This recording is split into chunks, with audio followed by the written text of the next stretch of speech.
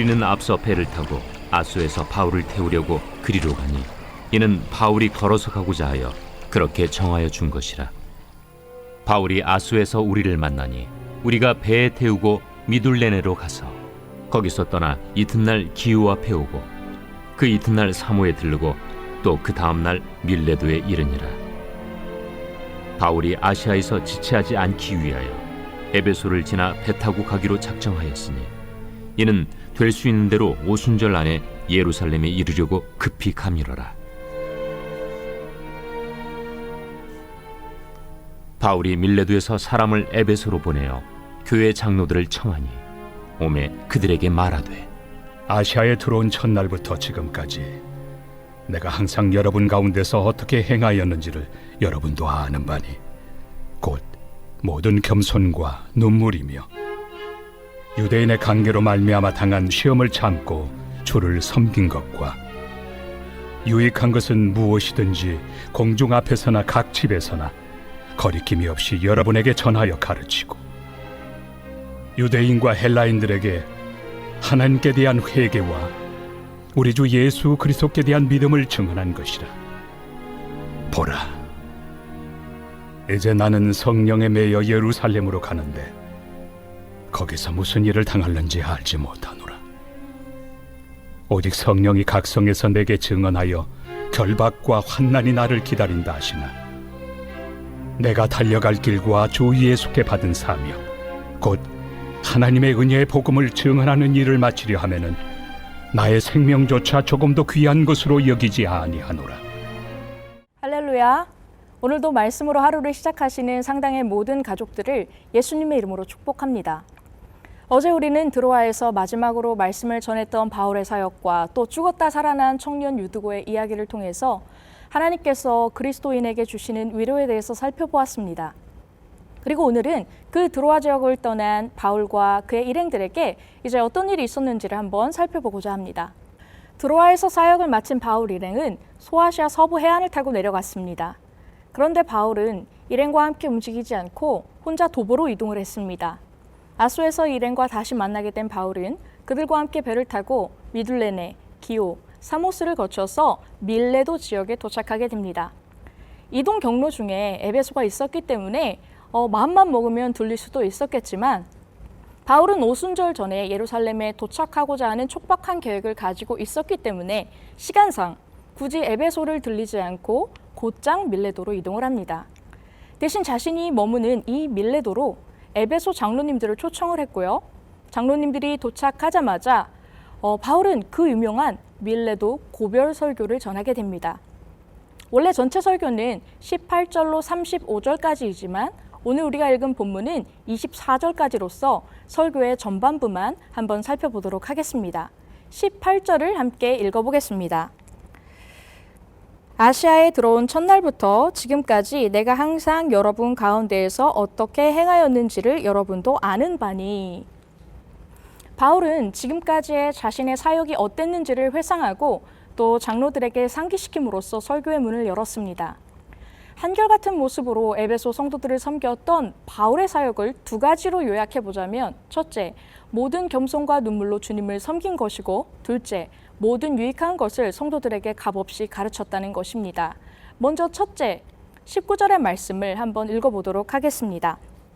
곧 모든 겸손과 눈물이며 유대인의 관계로 말미암아 당한 시험을 참고 주를 섬긴 것과. 네, 그렇습니다. 바울은 겸손하게 사역했습니다. 우리는 겸손이라고 하면 내가 잘한 모든 것을 부정하고 굽신거리는 어떤 비굴한 모습을 떠올리기 쉬운데요. 사실 그리스도인의 겸손은 그런 것이 아닙니다. 그리스도인의 겸손이란 우리가 하나님 앞에서 어떤 존재인지를 알고 있어야 할 위치에 있는 것을 의미합니다.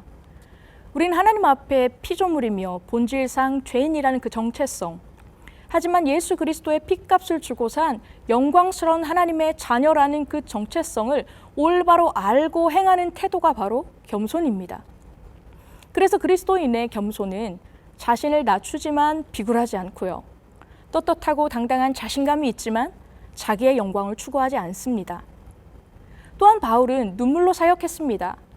원어 성경을 보면 이 눈물이라는 단어가 복수로 표현되어 있는데요.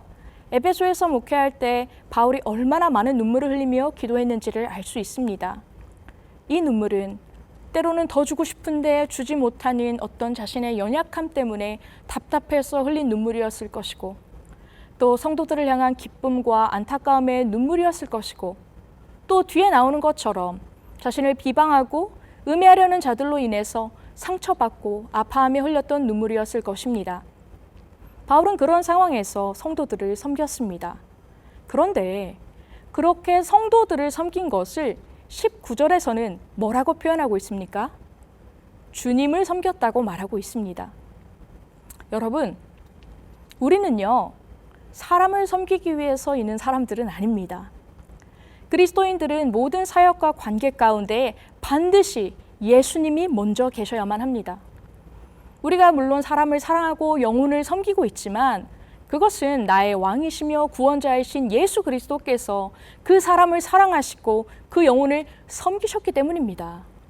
우리의 제1 목적과 동기는 예수님이시지 주님보다 사람이 앞서서는 안 될 것입니다. 고난을 참으며 눈물을 흘리면서 겸손하게 영혼들을 섬기는 것. 여러분, 사람이 이런 것을 할 수 있습니까? 사람에게는 이런 것을 감당할 힘이 없습니다. 그것은 바울도 마찬가지입니다. 그런데 우리가 알다시피 그럼에도 불구하고 바울은 이것을 감당했었죠. 그 이유는 자기 자신을 사랑하사 눈물을 흘리며 고난을 참으며 겸손하게 십자가에서 자기를 섬겨주신 예수님을 바울이 만났기 때문이었고, 또 에베소 성도들 안에 이미 임재해 계신 예수님을 바울이 보았기 때문입니다.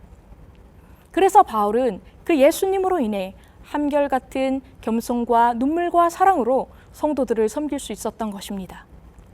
자, 또 바울의 두 번째 사역은 모든 유익한 것을 성도들에게 값없이 가르쳤다는 것이죠. 우리 20절에서 21절의 말씀을 함께 읽어보겠습니다.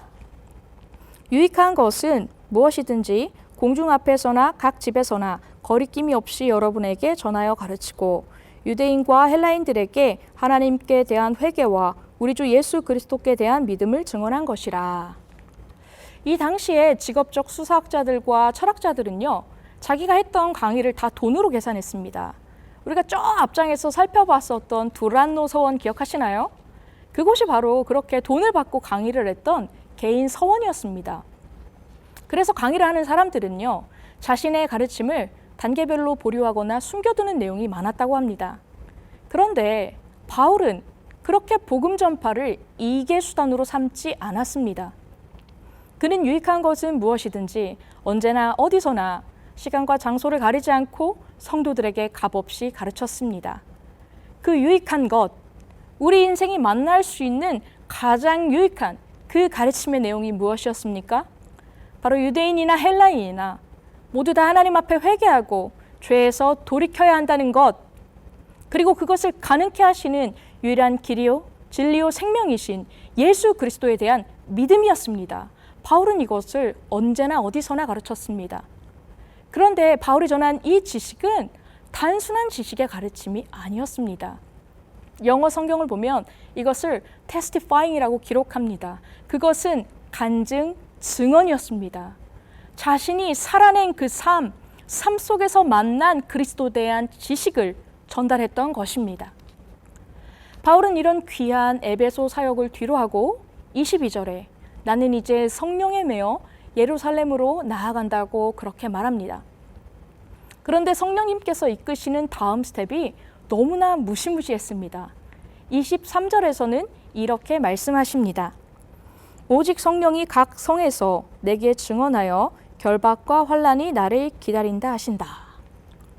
여러분, 모르고 가는 고생길이 더 힘들까요? 알고 가는 고생길이 더 힘들까요? 고생길은 다 싫으시다고요? 네. 사람마다 다 다르겠지만 저는 차라리 모르고 가는 고생길이 조금 덜 힘들 것 같습니다. 왜냐하면 알고 가는 길은 이미 그 일이 닥치기도 전에 두려움에 짓눌리기 때문인데요. 지금 바울은 그 어렵고 어려운 길로 초청을 받은 것입니다. 하지만 이 길이 너무나 고되고 어려운 길인 만큼 이 길에 대한 바울의 신앙 고백은 우리 모두에게 너무나 깊은 울림과 큰 도전을 안겨줍니다. 24절의 말씀입니다. 내가 달려갈 길과 주 예수께 받은 사명, 곧 하나님의 은혜의 복음을 증언하는 일을 마치려 하면은 나의 생명조차 조금도 귀한 것으로 여기지 아니하노라. 읽기만 해도 눈물이 나는 그런 고백이 아닐 수 없습니다. 저는 이 고백이 우리 모두의 고백이어야 한다고 믿습니다. 지금 당장은 내게 이럴 만한 믿음이 없다고 하더라도 우리가 예수님을 만나 거듭난 그리스도인이라면 주님께 기꺼이 그렇게 드려도 아깝지 않은 일말의 진심이 있어야 한다고 믿습니다. 왜냐하면 내가 전하고 있는 복음이신 그 예수님이, 내가 십자가에서 만난 그 예수님이 나를 위해 당신의 생명을 조금도 귀한 것으로 여기지 않고 버리셨으며 모욕을 참고 많은 눈물과 이루 말할 수 없는 겸손으로 나를 섬겨주셨기 때문입니다. 바울은 그 예수님을 만났어요. 그리고 그 예수님을 만나서 예수님처럼 살다가 순교한 그리스도인들을 보았습니다. 여러분, 예수님을 만나본 사람만 예수님처럼 살아갑니다. 예수님처럼 살다가 순교한 선배들을 자기 눈으로 본 사람들만 그렇게 순교할 수 있습니다. 사랑하는 상당의 가족 여러분, 이 시간에 온라인 말씀 묵상까지 챙겨보시는 그런 분들이라면 여러분은 분명 주님을 향한 사랑과 교회를 향한 애정이 있는 분들이라고 믿습니다. 그런 여러분들께 질문을 한번 해보겠습니다. 여러분은, 여러분의 사역은 어떠신가요? 그 바울의 엄청난 선교 사역과 나를 비교하자는 그런 말이 아닙니다. 그냥 한번 질문해 봤으면 좋겠습니다. 우리의 관계와 사역 가운데 나는 지금 예수님을 섬기고 있습니까? 내가 지금 전하고 있는 복음은 지식입니까? 아니면 오늘 내가 예수님을 만난 간증입니까?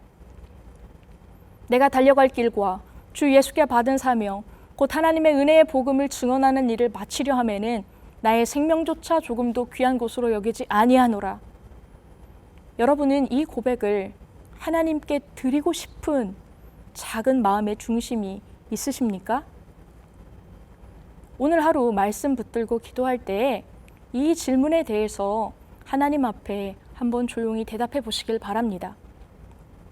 주님 앞에 우리의 솔직한 마음을 놓고 기도하며 은혜를 구할 때 사랑하는 우리 하나님 아버지께서 이미 그렇게 살아가고 있는 자녀들에게는 넘치는 감사와 기쁨을 부어주시기를, 아직 그렇지 못한 인생에게는 지금부터 주님께서 그렇게 이끄시는 충만한 은혜를 부어주시기를 예수님의 이름으로 간절히 축복합니다. 기도하시겠습니다. 하나님 감사합니다. 예수님을 이 땅에 보내시어 모든 겸손과 눈물과 오래 참음으로 나를 섬겨주셔서 감사합니다.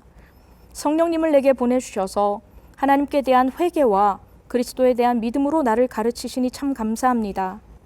예수님을 따르며 하나님 앞에 믿음을 지키고 사는 삶이 마냥 편하고 아름다운 꽃길은 아니지만 나에게 아낌없이 모든 것을 내어주신 예수님의 사랑을 충만히 받아 나 역시 작은 사랑을 주님께 진심으로 돌려드리는 인생이 되기를 원합니다.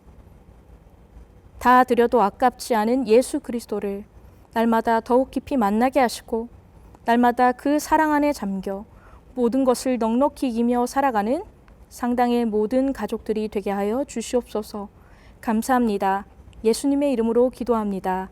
아멘.